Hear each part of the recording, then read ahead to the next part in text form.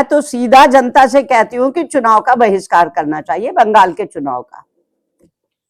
बंगाल के चुनाव का बहिष्कार करके इनको यह साबित कर देना है कि नहीं, आपकी मनमानी ये नहीं चलेगी, पहले जवाबदेही आपकी, वो जवाब तय करिए। बंगाल में चुनाव का अभी तक आयुक्त महोदय अपने ही कारनामों को देखें कि उन्होंने जब ऑब्जेक्शन दोनों पार्टियों के लिए हैं, और सभी विपक्ष के लोगों का ऑब्जेक्शन इनवाइट है वहां पे, और कितने अभी जितने लोगों के गलत वो वोटर थे जो साबित हुए हैं, उस पे अभी कोई निर्णय ही नहीं हुआ, कुछ नहीं हुआ। चुनाव कैसे डिक्लेयर हो गया? चुनाव तो डिक्लेयर ही नहीं हो सकता था जब तक कि सब जुडिस है आपके स्तर पे मामला। तो आपके स्तर पे किसी मामले की सुनवाई होके उस पर फाइनलाइज नहीं किया गया, और रोहैया के नाम पे आप वहां राजनीति करके अन्य लोगों के वोट काट रहे हैं और उनके ऊपर कोई कुछ नहीं, उनसे आपको वोट लेने में इस तरीके की जो गतिविधियां, मुझे लगता है कार्यपालिका के रूप में आप हैं।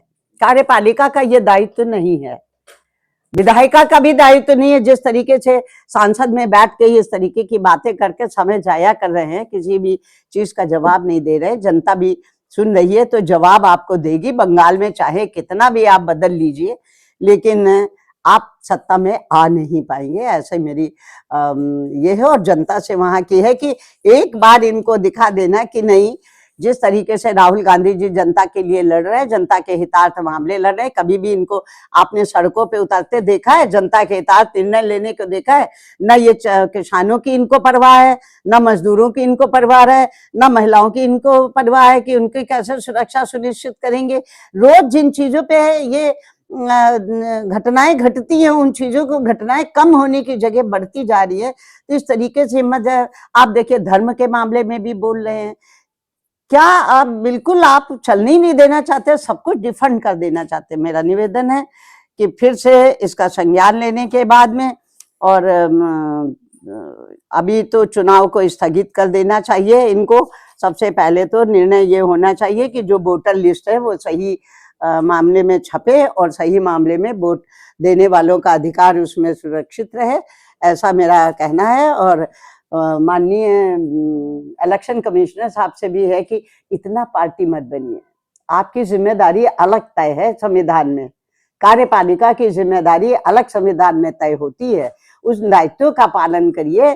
और आप केवल सत्ता के और पार्टी बन के जो आप इसको संगठन का कार्य चला रहे हैं, बना के चला रहे हैं, वो मुझे लगता है कि दोषपूर्ण है और त्रुटिपूर्ण है।